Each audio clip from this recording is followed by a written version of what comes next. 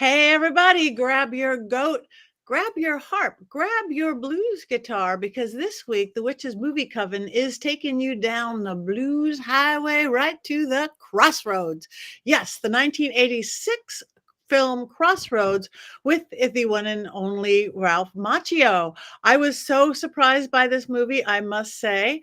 I'm not going to talk about it yet. But let me introduce everybody. I am Patti Negri. I am one of your hosts. This is Black Phillip. We have, of course, the beautiful and wonderful and magical Heather Greene back here from the throes of death and COVID. But she's with us again. And her Black Phillip even has his own guitar case. That is awesome. Wow. Okay, Heather, introduce yourself. We'll just go around in a circle. Oh, okay. Hi, I'm Heather Greene. I'm an author and a book editor and a journalist. And my book, Lights, Camera, Witchcraft, is a journey into witches and witchcraft in American film history. I guess that's it. That's who I am. And I'm so happy to be back here after COVID. A week and a half of fun and joy trying to fight through that. So, yay, I'm back with my Coven family here to talk movies. And we missed you terribly, all of us. All right, Richard-Lael. Please allow me to introduce myself. I am a man of wealth and taste. I've been around for a long, long year and stole many man's soul and faith. Pleased to meet you. Hope you guessed my name. My first name is Richard-Lael. If I were just Richard, I would be. And I am a psychic medium. I used to be a psychic small, but I gained some weight. So now I'm a nice medium. But I will tell you the truth is that unlike most psychics who are all love and light or all doom and gloom, I'm a happy medium. And where is the drums, Jason? I know. I'm gonna bring one down from upstairs or out from the garage. So yes, I am known as the gentleman psychic. I'm here in New Orleans, and at least for now, until the spirits move me, I always like to say I go where I'm not needed. So I'm here in New Orleans. You can find me here. Thank you very much. Jason Mankey. I don't know. That was such a great introduction. I just want to leave. I mean, that was a mic drop introduction. I mean, that was the best in the history of the show. It's going to be its own clip. But I'm Jason Mankey. I've written a bunch of books. I've written 9 books for Llewellyn so far in my life. This is probably my favorite one, The Horned God of the Witches. It seems appropriate to plug this one since we'll be talking about Scratch and the devil and things of that nature tonight. I'm a witch. I live in Silicon Valley. I'm in a lot of covens. This might be my favorite one. Thank you very, very much.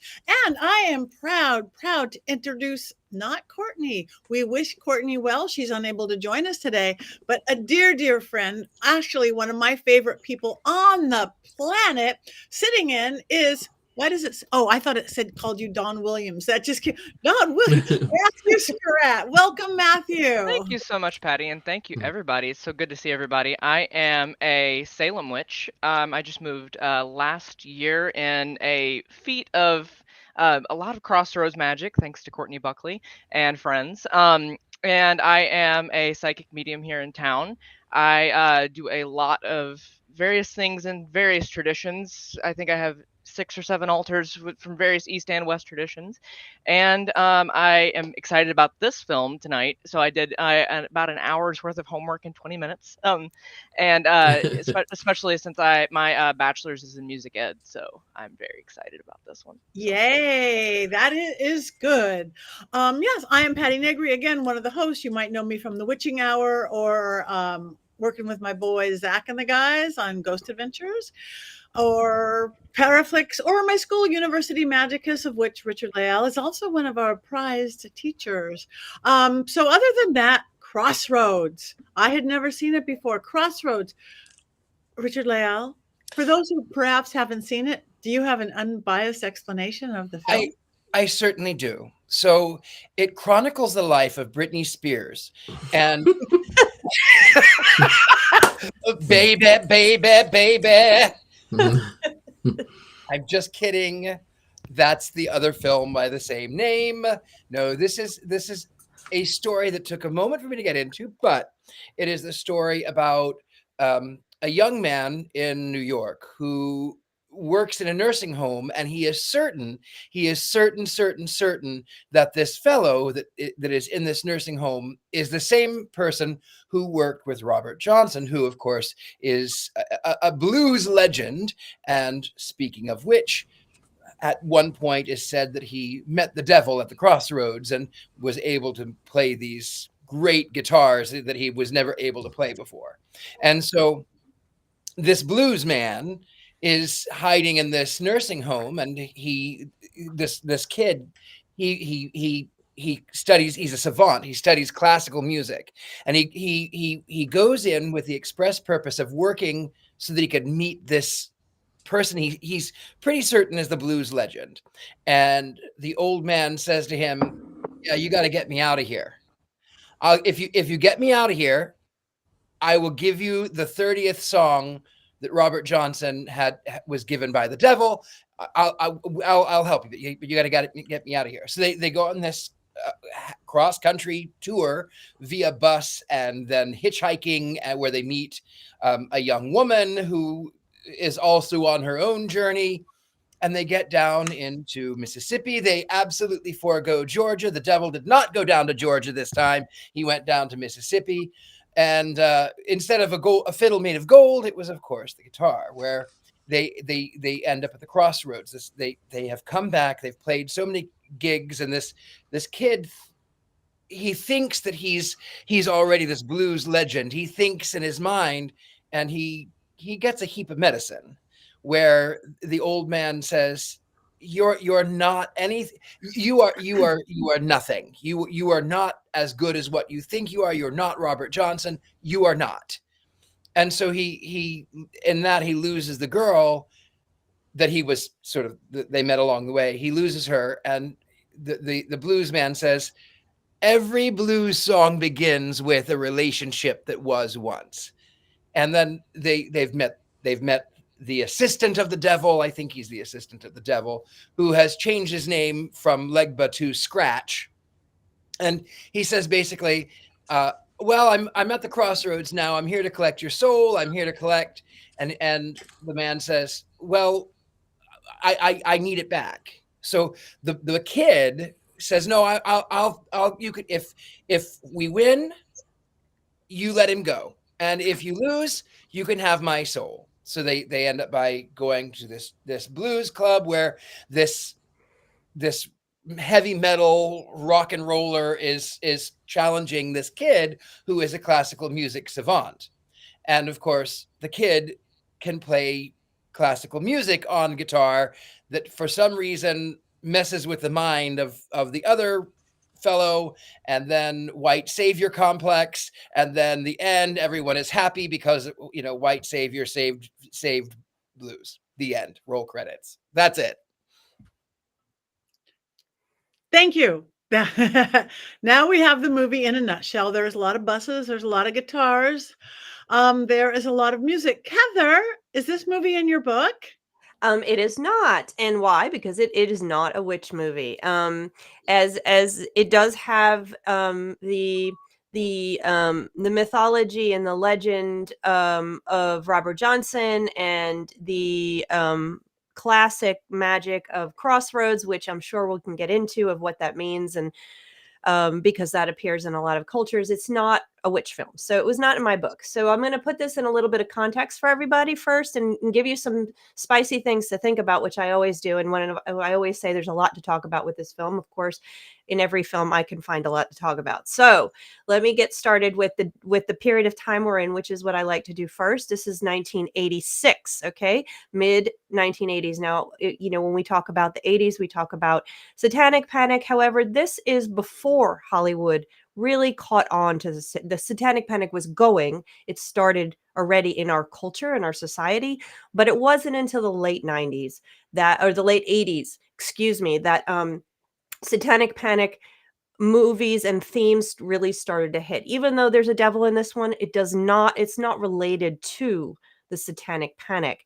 And this film is more situated. This is the reason for this film. It fits into a different trends in Hollywood at the time, and that's not one of them. One of the trends is this is more or less a Ralph Macchio film. This was 2 years after the come on, guys.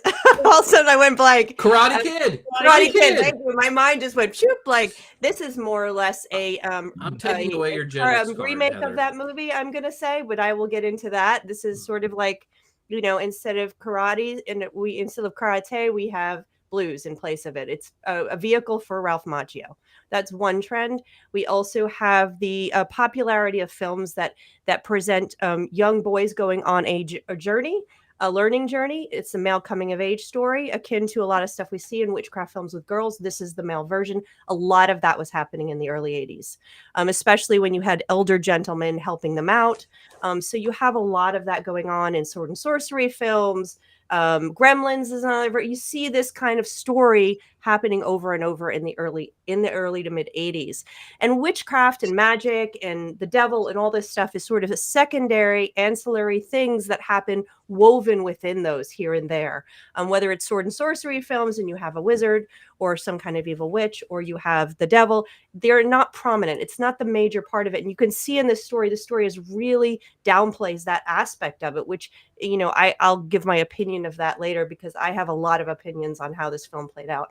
But you also have a trend during this period of time of films that have major white characters with black secondary characters, and you have that experience going on. This was sort of reactionary to the 70s, and I actually have some. I actually had to read.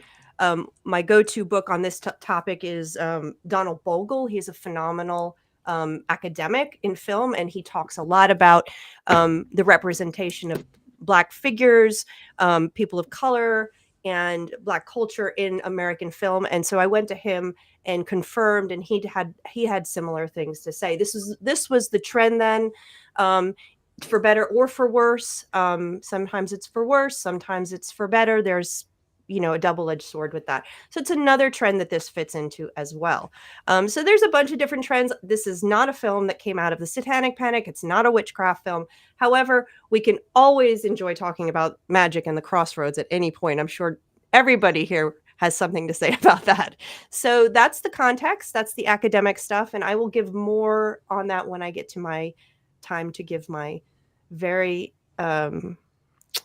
for my opinion, let's leave it at that. Yeah. Heather has thoughts. Jason, I always have thoughts, Jason. So in a different life, I used to do a lot of music workshops, like Led Zeppelin and the occult, heavy metal and the occult. And when I did Led Zeppelin and the occult, I began with Robert Johnson. And I think that there's a reason this movie came out specifically in 1986, and why Robert Johnson was kind of in the zeitgeist at that moment. Mm-hmm. So in 1982, you have a book come out called Hammer of the Gods by a writer named Stephen Davis, who is a rock biographer. And it's a Led Zeppelin biography. But he opens it with the story of Robert Johnson selling his soul at the Crossroads. And then he suggests that Led Zeppelin sold their soul to the Crossroads, with the exception of their bass player, John Paul Jones. So this story is now percolating in the culture again, and it had been there sort of since the 1960s. The Robert Johnson myth is very fascinating to me, because during his own time, Robert Johnson was not a star. Robert Johnson, hopped on trains to get from show to show. He had one very, very minor hit called Terraplane Blues. He was not somebody that most people were familiar with, and he was not particularly famous. And when he died, there were people who were disappointed he died, obviously. But the world did not go, oh, I lament the loss of a genius, because most people didn't know who he was. Enter the 1960s in England, where there are a bunch of kids who love American blues. And record labels are putting out lots and lots of albums by American blues artists. And they go, oh, we have these recordings by this guy named Robert Johnson that we've been sitting on for a long time. We can put them out, and then we don't have to pay anybody any money. That would backfire later when his heirs would go, no, give me some cash. But so they put out this album called Robert Johnson, King of the Delta Blues. And what happened was people were like, oh, this guy must be king of the Delta blues singers, even though he really wasn't thought of that way in his time. However, he deserved to be thought of that way in his time. Robert Johnson was a musical genius, and if you go through his catalog, it's really terrific, but nobody really listened to it until the 1960s. The idea that he sold his soul at the Crossroads is also later. During the 1930s, it was thought that a different blues man by the name of Tommy Johnson had sold his soul, but by the 1960s, it was good for record sales to also hint that perhaps Robert had sold his soul to the devil. So there's a little extra context because I'm excited to talk about this all night. I have Robert Johnson lyrics up on my computer to talk about magical stuff. I'm ready. I've been ready for this all day. Okay, go. Well, You're no. I think Matthew needs to talk for a little while, though. I mean, we got to take turns. I need a breath after that soliloquy. You know, anyways. I actually saw a lot of crossover with my sort of like my own magical experience. Has a lot of Crossroads magic in it. And it's very interesting because during my degree, we studied a lot of that era, and we would even have like specific whole entire units of just that era of music. And I found a lot of sort of like sort of interesting crossover between the themes of trauma, especially trauma of sort of like sort of disparaged people and sort of, especially in sort of colonized situations, and back when there was the post-slave trade and still coming out of Jim Crow and everything, and that whole sort of like blues era leading from I'll say like even I think even the 20s, to be honest, even the 20s after Prohibition, you know, we were just getting out of the Industrial Revolution and all of the kind of like wild change that was going on there. I do a lot of work, especially within my own like divination and magic and stuff like that, of like divining, okay, what is the truth of this situation and what is the, you know, a lot of magic based off of need. And I saw a lot of the similar themes, especially you would get with the sort of the Crossroads magic, the magic based off of need and those peculiar scenarios. So it was fun to watch for what I did get to see. It was fun to watch the hopping around, you know. And Richard-Lael, I know you and I can relate on that front quite a bit, in that sort of aspect. But it was very interesting to see how sort of the storylines and the sort of quote unquote sort of what they called magic, which has a lot of, like you said, you know, Jason and Heather, about the folkloric devil implications. It has nothing to do with the Christian devil. It was very interesting to see how they kind of worked with that adversarial energy and flowing in there. It very much reminded me of sort of for some random reason I got Robert Frost in my head halfway through. You know, the two roads diverged, you know, because I kept thinking, because I've, especially working in Salem, and there's like a lot of positive things and everybody works in their different vein, but I've seen you know, Hecate is very popular, right? The Crossroads magic, but you always see the three-way crossroads. And then I looked up at my Legba Veve right by my door, and I was like, there are not always three, right? And it was kind of sort of hitting me on that kind of aspect. So just seeing the sort of overall sort of fit of where needs-based magic, especially when you're in peculiar like scenarios where a lot of them didn't even necessarily call themselves witches, which is I'm sort of appreciative you pointed that out, Heather, as not being a witch film, because I know a lot of people that especially intermingled the Christian or Catholic beliefs within hoodoo and voodoo, would not always call themselves a witch, you know, and some of them would be sort of not so happy if people did at the same time. So overall, I think it was very interesting for what I saw, and I'm eager to see the last 20 minutes and not skim through it. So Thank you, Richard-Lael. I have a story about Old Scratch. So in this film, the devil changes his name from Legba to Scratch, and Scratch is, of course, another name for the devil. Now, way back, 1,000 years ago, when I was still a Christian and I was in church, and I was going to be an actor. I just knew it. Like I knew it, right? So in the Christmas play, it was the story about a bunch of street kids on Christmas Eve who have lost the spirit of Christmas. And then this angelic sort of punky, plucky kid comes in, and the only name he gives is Scratch. And in the end, he has sort of made all of these kids understand the power and the meaning of Christmas. And they go, where did he go? He's gone. He's invisible. And Scratch was standing there in the midst of them the entire time. And I played old Scratch. And I wonder who wrote that play and didn't know that Scratch was the devil? Who did that? But nonetheless, it kind of makes me laugh in my own mind because, I've been playing the devil for a very long time. Over 100 years. Much longer than 100 years. Are you kidding? Hundreds. Thank you. And you must be very good to your body because it's the only one that you get. And now, a warning.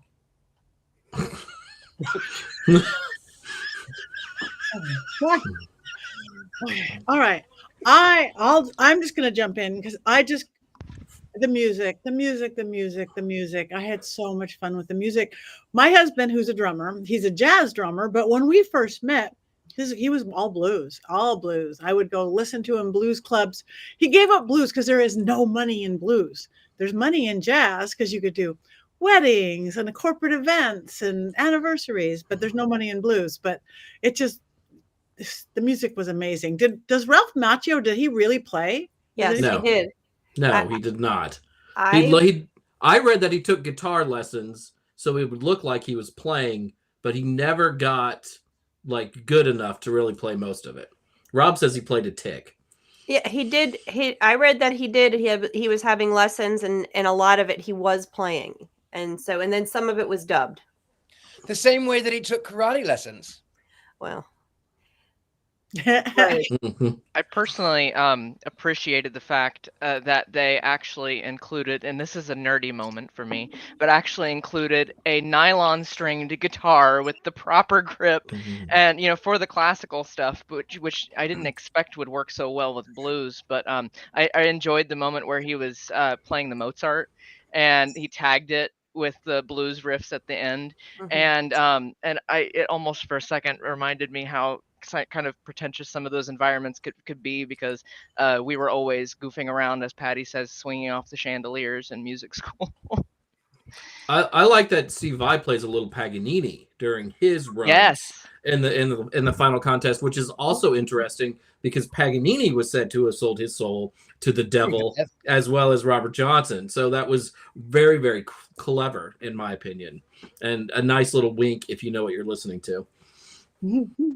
The devil's trills.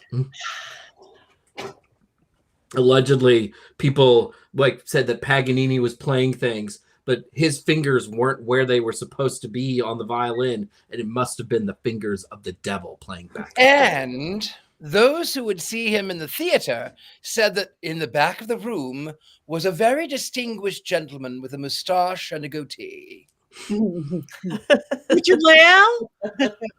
Richard-Lael is now 550 years old, ladies and gentlemen. You've heard it here. Oh, I'm much older than Witches that, movie darling. coming. Thank you for the flattery. Well, and no wonder some of them would have thought that they made deals with the devil if they looked at the sheet music, especially. I know Paganini. I dated a violinist in college, and half the time I looked at the sheet music, nobody would have known if she would have been off in that kind of way. So, and I think it continues even to modern artists even now when it comes to the old school artists and the classical artists. You see it even in opera and in an old school symphony. It's very common theme. Well, what I love about Robert Johnson, when you listen to the recordings, it was just him and his guitar in the studio. There's no overdubs. There's nobody else playing with him.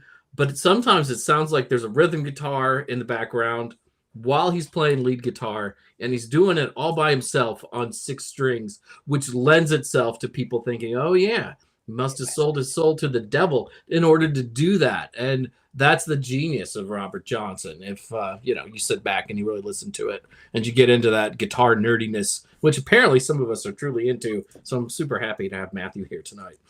Yeah, my main instrument is pipe organ. And with the 32 pedals and many different knobs, many keyboards, I had to have 3 people assisting me in one of my recitals in college. And there were many nights I was beating my head off the console thinking, you know what, maybe I should have sold my soul. You know, I never actually played. I played the piano many, many years ago. I was never very good at it. I played the cornet like this, so I was never very good. But, I changed my mind. I've decided now that I will actually become a minister so that I can have a massive organ pumping behind me. We need that drum. Snare. We really need that I drum think I have a tonight. snare in the back somewhere. We'll have to pull it out. Richard-Lael, you come back into town, depending on the era, I've got you for 1886. I've got one on the wharf in storage. Amazing. You know what? I actually have one right over here. I don't know if you can see it. I have one right here. Yeah. This was for a completely different film. This was actually on Abraham Lincoln Vampire Hunter. Wow. Wow. So that one right there. But Mine- it doesn't work. It just looks pretty. Like Mine still works, and I use it for seance, which is kind of cool. So, yeah, all of this music mixing with magic. This is a perfect night. I love it. Music is magic. To me, it's the purest form of magic. That truly, if anybody wants to see what magic is, do music. Absolutely. And that's one of the reasons I did not like this movie. Okay, tell us. Oh. Go ahead. So here's my opinion. So we are a very musical family, and there's always music playing. And we sing, we dance sometimes because I like to dance. My partner plays guitars. We've got tons of them, drums, everything. Or we're just listening to music all the time. And blues is one of those standbys. It's often just playing in the background when we're just doing other stuff. So we love it. It makes our lives magical. Like we're talking about, the magic of music is something that I can't even describe, that connection. Some of the first spells I did used music as the basis. I mean, without knowing anything else. But besides that, this getting away from, the brilliance of the real Robert Johnson, and getting away from, all of that and looking right at this film, I was very disappointed, because loving music, loving blues, loving the cultural power of blues and the origins of it and the historicity of it and all this stuff, this movie falls flat. This movie does not do any of that justice. And, when I watched this movie, I was super excited. I was listening to, you can turn that light off all you want, Jason. I'm going to stand by my computer. This is a Ralph Macchio vehicle that was more or less a carbon copy of the Karate Kid. They said, oh, Ralph Macchio was really popular. I have this young white kid who finds this old guy from a different culture and learns an art form from that culture, and then ends in a giant battle and wins. So what? And by the end of the movie, it really fell flat to me. It didn't capture anything about the blues. It didn't capture it didn't capture any. I have a whole, if they could make this movie, I have the plot scenario that would make this movie powerful. I wanted an aha moment where I just loved the old guy. I wanted to be about his journey back to his heritage. I wanted to really sink down deep like an armchair into the blues and its history and the culture of it. This movie does none of that. Yeah, and simply it is seasoning. purpose. It's so flat lines, and I just was like, okay, this is. They said, how can we do the Karate Kid over? What can we do? Okay, let's use Black culture instead of Japanese culture. Blues. Let's make him be a blues guitar player. Oh yeah, okay, he can learn that. It is. That's what this is. So there are moments that I enjoyed. There's moments. The moments that I enjoyed were Joe Seneca's character. What's Willie Brown? Willie Brown. Willie Brown has some really great comments. He has some really good lines in there, and there's some good interaction that come out of him. Other than that, I was like, I'm waiting for Ralph Macchio to do his his karate thing and where's Mr. Miyagi, and then I'm like, okay, this was and they didn't do I wanted there to be more emphasis and power and spiritual power of the devil aspect of this. Why did Willie well, we know why he made the pact, but why did he never get to the height? He said, I never got to that. Why? And why didn't the devil go after him all those years? Why was this man 80 years old and still walking around? The hellhounds hadn't gotten him after 4 years or 10 years or whatever the pact was. I wanted more of that. I wanted more of that mysticism. I wanted more of the culture it came out of. I wanted that part. I didn't want the this is a white kid who is nice to black people, so he must be the good guy. There was so much surface level Hollywood garbage, and it was just like they just took the Karate Kid and put it on the Xerox machine, Xeroxed it and colored the karate with blues and drew in a little guitar. Okay, we got a new movie. Let's go. I just remember that moment. That's my take. There was that moment where Willie Brown I'm turning my light off in. on you, Jason. After Eugene hurts his slide guitar finger, Willie Brown walks in and he does this. And then he cures his finger just like Mr. Miyagi did in The Karate Kid. That's not true, but I agree with you. Yes, there's definitely some parallels between The Karate Kid, though this film was written before The Karate Kid came out, at least according to the Wikipedia article, though perhaps it was massaged to fill in and to be more like The Karate Kid. But it's 1986. It's a quick movie. It's very superficial, but it's fun. At least it goes to Mississippi. At least it doesn't pretend that you're going to find the blues like in suburban New York or something, right? I mean, it could have been much, much worse than the things that you're criticizing. Yeah, it could have been worse, but the whole picture. I must admit, I've never seen The Karate Kid. I have never seen The Karate Kid. Oh yeah, if I could reach my light, I turn that off too. Patty, I'll save you time. If you want to watch The Karate Kid, just think about this movie, and that's it. Okay, but again, and yes, I love blues. I love music. Ralph Macchio. Again, I thought this movie had enough weird differences to it. Maybe there's formulaic stuff, and maybe it was like Karate Kid, of which I didn't see. But I got to appreciate their relationships enough. And I'm a witch. I work Crossroads. I do. Not that they pushed on the magic beyond a little mojo back, but of course he wanted his money back. He didn't get famous, so he wants his money back. That makes sense to me. I think you're being harsh. No, that's fine. I'm with Heather, and I think that Willie Howard did try to join the 27 Club, and he did. He joined the 27 Club. Whatever that, however, what is that? 20, 40, 60, whatever. He reached it several times over. I also didn't like it. I thought it was very superficial. I thought that what I did enjoy the flashback scene of the supposed devil at the Crossroads from Robert Johnson. I thought, and he says, Robert Johnson says, well, I got nothing but $3. Oh, you don't, your money's not going to do anything around here. Just sign here. Oh, and those $3, I need some gas. I thought that was quite good. And then when the same character comes in with his lady friend in a more modern car, in a more modern setting, and hey, you want to ride? No, we're not talking to you or your slur. We're not talking to you. We want Legba. And then, of course, he appears and he's dressed as he would have dressed in the 20s, which is, I did like that. But overall, I didn't like that the older gentleman, Willie Howard. I didn't like the fact that he couldn't walk.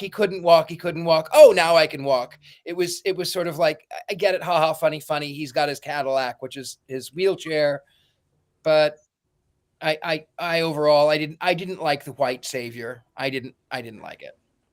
And I'm glad that he was replaced in Back to the Future. Mm-hmm. I as somebody who loves blues music and finds all that mythology fascinating in the history of hoodoo and conjure, the fact that they even name check the Crossroads is amazing to me, and the fact that they don't use the word the devil is pretty cool to me. Now, it would not have been Legba at the Crossroads, but most people think that when people did go to the Crossroads, and they did go to the Crossroads for things. I have quotes right here, like, these were taken in the mid-20th century, people talking about it. One informant said, you go out there to the forks of the road. Oh, this is my favorite one. If you want to learn how to make songs yourself, you take your guitar and you go to where the road crosses that way, where a crossroads is. Get there. Be sure to get there just a little before 12 that night so you'll be there. You'll have your guitar and you want to play a little piece there by yourself. A big black man will walk up there and take your guitar and he'll tune it. And then he'll play a piece and hand it back to you. That's the way I learned to play anything I want. And there are hundreds of these stories. And they never say the devil. It's always very clear. They always say the big black man, the black dog. Sometimes it's an animal. And most scholars think that it goes right back to Africa with particular deities, Egba, Pombagira, Exu, Ishu. These were all deities of the Crossroads, and these were all deities who opened the way and teach wisdom to people. And, that they might have not been actually saying, I'm going to go talk to Pombagira, but that memory is there, right? About how to do these magical things. And this movie doesn't really do it justice, but it name checks it just a little bit. And there aren't very many Hollywood movies that do those sort of things. So to me, it's always exciting when I get to watch this movie again, because it has these things that I love, these little pieces of folklore and myth that are so ingrained in rock and roll. There's a reason I have long hair. It's not that I play instruments well. It's just because I love the music so very, very much. And I'm not going to argue about the white savior things. I mean, yes, a guy named Eugene playing the blues is hilarious. And really, there's so many things that could be better. But I have to give this movie credit for at least trying to do some things that were a little bit different in 1986. Yeah, that's what I thought. It was different. Again, yes, everything everybody is saying is true, but it put enough of these different things together. If you're just want to watch a movie for a good time, not for the cultural significance of it or anything like that necessarily, I didn't fall asleep. It was good. I like it. Jason, I will say I do agree with you there. Heather, I do agree with you. I would call it, when it comes to that backstory for what I did scrub through, I would call it seasoning for the movie, the magic aspect, or the Crossroads magic aspect and the flashbacks. But like, honestly, if there were similar movies that had more like folk magic, Crossroads magic in them, I would probably rather watch this film rather than watching it with those. I'd probably watch it with Oh Brother Where Art Thou and Holes, in that kind of genre. So I could see where you're kind of going on that kind of realm. I'm kind of like finding would one argue that this film is creating a crossroads of opinions where they're all technically correct, but also we can see them various ways. And I don't know, it strikes the inner Buddhist in me, ironically, to pull it back to the Karate Kid Asian sort of thing there. Just to clarify, the movie has an entertainment value, and that's fine. I was not entertained by it because I would have enjoyed a different story. I'm not looking for my entertaining movies. Film school breaks you of the ability. You can look at movies on different levels, and I always do. And this movie, for me, failed the entertainment level because I'm not saying I wanted an ethnographic study of the blues and stuff. That's a different movie. What I wanted was something that was going to move me. I wanted something that felt a story that was about the blues and Robert Johnson that brought me to the point of what it feels like when you actually listen to their music. This movie didn't, and I think it failed the story. And I think the opportunity was there. I think if it hadn't been a Ralph Macchio vehicle that was carbon copy of the other movie, they could have done it. And I have that storyline written. I know exactly how to fix it. And this one was, oh, I'm sorry, I didn't mean to interrupt. No. All I was saying is that I'm not looking for an ethnographic study. I'm not looking for or that. Those are different movies and they exist. What I was looking for is this movie, a light movie that just was balanced differently and that actually gave you those moments. And the changes to this to make it that movie would be how long a cut was, how long they lingered, the interaction between the characters, the recasting of Ralph Macchio, because then it would have taken it out of the realm of it being him. And I don't hate him. I just didn't. He did nothing for me in this movie. And so the changes would have made the movie a Hollywood entertainment movie, but it would have given us the depth and the power. It would have felt like as powerful and moving as the music itself. And that was what bothered me so much. I'm like, because I love listening to the blues, and I have a partner that plays the blues almost every night on his guitar, which is decorating. You can't even see it. What happened to it? I brought the blues guitar for decoration, and it seems to be. Oh, there it is. Yes. Ta-da! There's our the blues guitar I listen to every night. And so it was disappointing on that level, but it's Did not you see this movie as a I've ever kid? seen. Did you see this movie as a kid, Heather? Yeah, I did. I forgot about it. I totally forgot about it, and I didn't think I had. And then I'm watching it. Oh yeah, I saw this movie.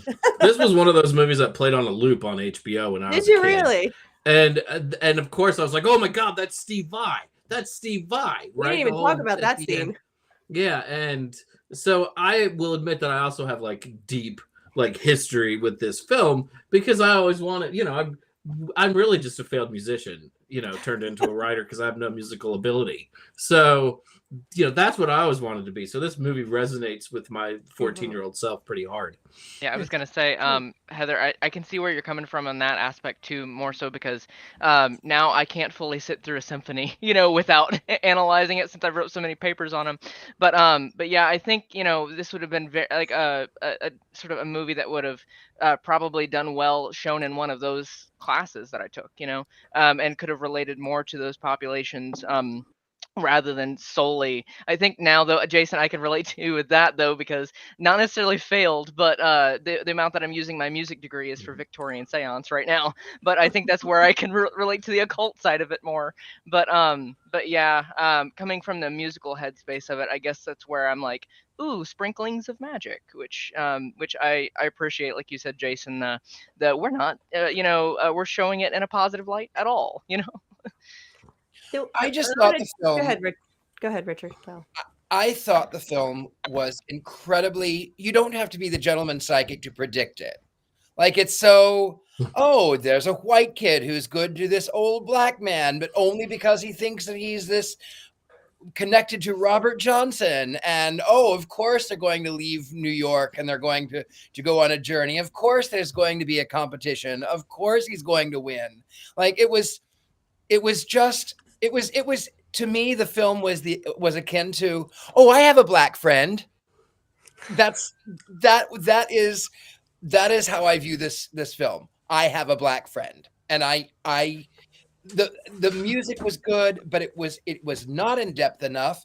It didn't delve into the magic. It didn't delve into the history. It didn't delve into why the blues are so culturally significant. And can a person who is not a person of color play blues? We could all get into the blues. Absolutely. But I think for this genre, it would have been so much better had he been a black kid from New York instead of Ralph Macchio. I mean, I was surprised, like when he meets Willie Brown and he's like, "Are you blind, dog?" And then Willie Brown's like, "No," and then later he's like, "Oh yeah, I'm blind, dog." And I was like, "Whoa, I didn't see that coming at all." I just can't believe this guy lied to Ralph Macchio right now. I mean, and the whole movie is like that. When Jamie Gertz shows up, I'm like, there's no way she's going to hook up with Ralph Macchio's character. And then they're in the hayloft. I mean, who saw that coming? I mean, nobody. I'm just shocked. And then they win that final guitar battle against another Whoa. white guy. Against another white guy. That's problematic right there. Though, I mean, I understand why they chose like a hairband looking guy given the time of the film. 86. Yeah, that's actually, if you do research on this film, that's the scene that everybody loves. Is the guitar battle. The rest of it nobody talks about. So it's got that going for it, I guess, is the epic guitar battle at the end, which that's where the devil actually is interesting to went down watch. Georgia. But yeah, it is. Quite, it totally yeah. is. It's like not the devil fully, went down no. to Georgia, played out. It's like Yep. they said, okay, what can we add into this? There's that song. Let's reenact that. So it's pretty much what you get is the devil went down to Mississippi. Yeah. Mhm, I have mhm. to say off context, but not off context. I did a movie years ago. It was a documentary. It's called "Sell Your Soul to Satan," and it was a documentary about who was willing to sell their soul to the devil in change for fame or fortune. Over 500 people came to the audition. The guy who got picked out was a white kid, Kai Blackwood, from a pseudo popular band called Tokyo Death Squad at the time. The whole thing, him drawing his blood, real parchment, goatskin parchment, everything. He went through with working with a Satanist, working a demonologist, working with all this stuff. And I was doing seances for it and trying to talk to everybody who supposedly sold their soul to the devil, from Solomon to everybody, to Robert Johnson. Robert Johnson did not show up in the film. I'm just saying, he did not show up in the film. Weak sauce. Yeah, it sucks. But we went through the ritual, and just really quick, it was one of the craziest things I've ever experienced.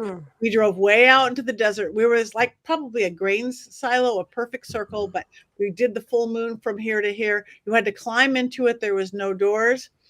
And the stuff that happened as he was getting ready to make, I mean, a lot of blood. He wasn't doing, let's do it.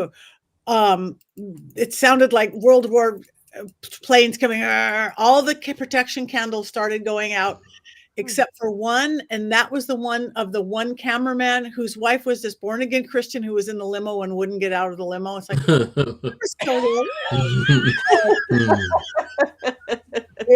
we had a congregation. He smashed the mirror at the last minute, and he didn't do it, and he wasn't going to do it because the girl who was setting the rope said, "Don't do it, no matter what." So he's not that big and famous now. But the trippiest thing was, just to tell you, he had written this whole like a legal wrote it out. I sell my soul to say da da da da da da. If we said burn it up, it wouldn't burn, you guys.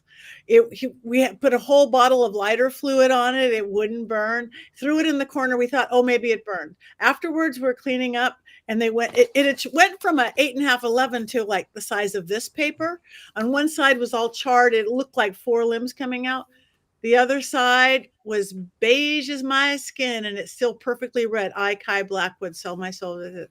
It wouldn't burn. That was like, give the devil his due. Let's watch this. Let's watch this documentary one of these days. Add that to the list.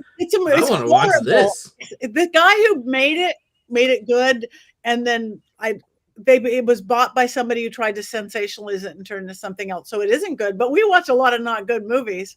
I was about to say though, Patty, that's like full circle from summoning up old Hollywood celebrities at 7. Exactly. But so he's like looking at this thing. What do I do with it? And the cultist girl's like, keep it safe. Yeah, it would not.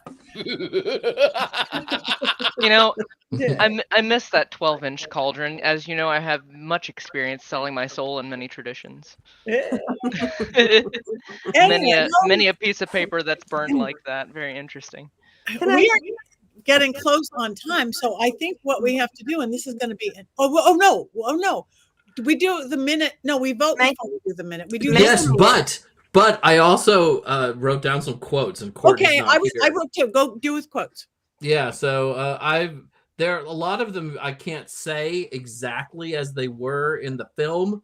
I'm going to use the word cat for one of these that is actually in reference to a body part. So when we meet Willie Brown, he says, "You don't blow no harp, you don't get no cat," which I thought was worth writing down. He also says to Eugene, "Long Island, the famous breeding ground for bluesmen," which is hilarious. That It was is the best hilarious. quote. I That live was the best quote. Yeah. Just one more white boy ripping off our music, which I Mhm. liked. Willie also says, "I've been married 4 times, wore all of them out." And then the girl character, who we really haven't talked about because she just kind of comes into the movie and then runs away pretty quickly. She goes, "I don't see too many signs of puberty on you, boy," which I thought was really funny. And "Ain't so blind, you can't see my blind ass going out the window." So in honor of Courtney Buckley, those are some Yay, quotes. Courtney. Yay. Jason, earlier didn't you? There was one moment that I kind of laughed at. Didn't you earlier mention that they were kind of like scrounging? They were talking about not having enough money for something, especially. I thought it was kind of funny when Ralph's character went up to the bar and the shot was $1, and I said, "In what world?" Even for '86, like, come on. Well, they This is- are in Mississippi, Oh yeah, there Yeah. you go. and Yeah. it is 1986. It's probably moonshine made in the still in the back or in a Probably. bathtub. Yeah. Wow. All right. On that note, it is time to wands up, wands down.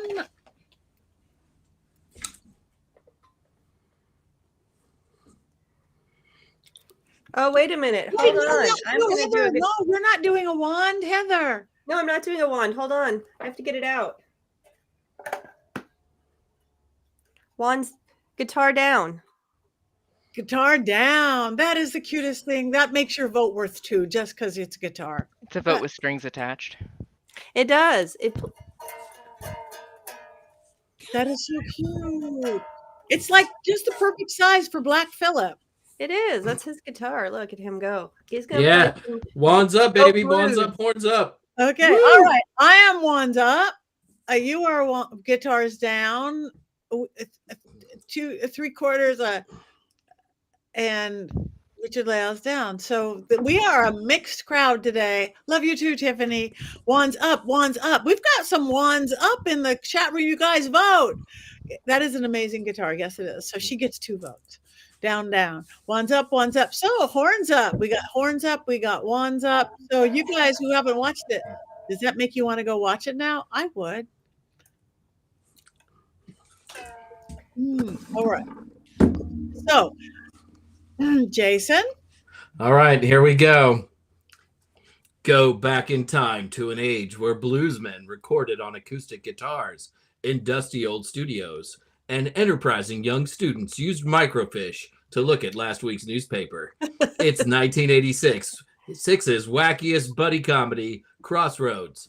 And no, not the Britney Spears movie Crossroads. How old do you think Britney is? Heck, how old do you think I am? Jeez. Meet Eugene Lightning Boy Martone, a classical guitar student at Juilliard in New York City, even though Juilliard didn't teach classical guitar in 1986. Ignore that part of the story, though, because what's really important is that Lightning Boy loves the blues. He doesn't feel the blues like a man from the Mississippi Delta, but he loves them all the same. And luckily for the plot of this movie, he doesn't have any parents watching over him. Lightning Boy then meets Willie Blind Dog Brown, an old bluesman incarcerated for murder at a minimum security hospital. Yep, one of the good guys in this story is a murderer, or at least an attempted murderer. Yay, Hollywood. Eugene then breaks Willie out of jail by having him walk down some stairs. That's pretty much it, and then the plot point is lost. Eugene helped a murderer escape from jail. Eugene's life is probably over, but the film doesn't address that at all. Nope, Eugene is just going to play the blues forever now, even though it's obvious to anyone who has really played guitar for more than 2 weeks that Ralph Macchio's Eugene barely knows how to play a guitar. Speaking of Ralph Macchio, which Heather has done, you could probably easily call this movie The Guitar Kid. During the big guitar showdown at the end of the movie, I expected to hear the devil start yelling, "Sweep the guitar strap!"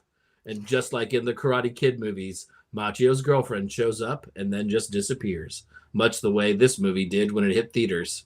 It showed up for a week and then was like, "I'm leaving, bye," never to be heard from again until this episode of The Witches Movie Coven. Exactly. Beautiful. So still like it though. No, that's okay. I have my guilty pleasures. I have a few Yeah. very bad movies that I love and I will watch over and over. We will Yeah. probably never see them on this movie coven, but they exist. In So I 10 get it. years, we're going to be out of movies and have no choice. We're going to watch all of them. Okay, here we go. And speaking of movies, what are we doing next week? We are doing I Married a Witch for Valentine's Day. Oh, perfect. So everybody, Oh. I Married a Witch. It's the story of me and Ari. How wonderful. There you go. And don't forget your merch. You can get your merch. Everybody go to mysterycontrol.com. I can't read it though, so I can't see what. Would thou like to play music deliciously? Perfect. Can I jump in and plug a Crossroads book in case anyone's interested in learning more about the devil and the Crossroads? We have at Llewellyn, I worked on the book myself. It's called Magic at the Crossroads, and Richard-Lael did the foreword for it. So Richard-Lael's letter, it's written by Kate Froiler, and it is absolutely fascinating. It's got some workings in it if you're interested in working with the devil as part of your practice, or just you want to learn about the difference between the stories of the devil, the folkloric devil, the Satan version of him, and the various forms that he's taken It's and so worship. good. It is so good, isn't it? So good. It's brilliant. It's so good. Yeah, so just as a side note about this particular movie, if you're interested more about learning about the lore, and it's coming out in August, it's already up for pre-sale. It's called Magic at the Crossroads. Thank you. Thank you very much. How are we doing on time? Oh, we're good. Anybody have anything coming up that they want to tell everybody about, where they can see you, where they can find you? I have my lunch coming up after watching tonight's movie, but that's Oh. Ba-dum-bum. You guys harsh. Well, I guess since I'm up there, yeah. So you can find me at University Magicus. I am there. I'm here at the Gentleman Psychic. That's anywhere online. If you message me on Instagram or on Facebook, it's better because there's too many things out there, and it's none of them are me. Also, I have 200,000 emails sitting in my Crossroads. I mean, my inbox. It's the Crossroads that I never cross. Anyway, I'm everywhere. The Gentleman Psychic. Thank you very much, Heather. I am going to be at Paginnicon travel wise. That's in Minneapolis in March and end of March, mid-March, and then Mystic South in Atlanta. And I urge everybody to go. We have tickets are on sale, and the applications are open for presenting there. And of course, the cheaper tickets are still on sale. That's in Atlanta in July. I'll be there, and I'll be at Charles in September. But we can talk about that as that gets closer. So far, that's all I've got. Thank you, Jason. In 2 weeks, I will be in Michigan for Convocation, one of the largest pagan gatherings in the Midwest. And I used to live in Michigan, so it's always like going home, and I cannot wait. It's a new location for them. I'll also be at Pagonicon, which is great. The festival I was going to go to in Florida got canceled over the weekend, so disregard this. And I will be at Sacred Space in Baltimore, Maryland, coming up. The sad part about the Convocation trip is I will be traveling during our show, so I'm going to miss a show. So, but I might record the minute just to be nice. I think you should. That would be great. Yeah. That would be good because we can't live without it anymore. And Matthew, beautiful job joining us. Well, thank you. Yeah. Where they can find you. So I am always doing readings here in Salem, both psychic mediumship and various other things through pentagramsalem.com.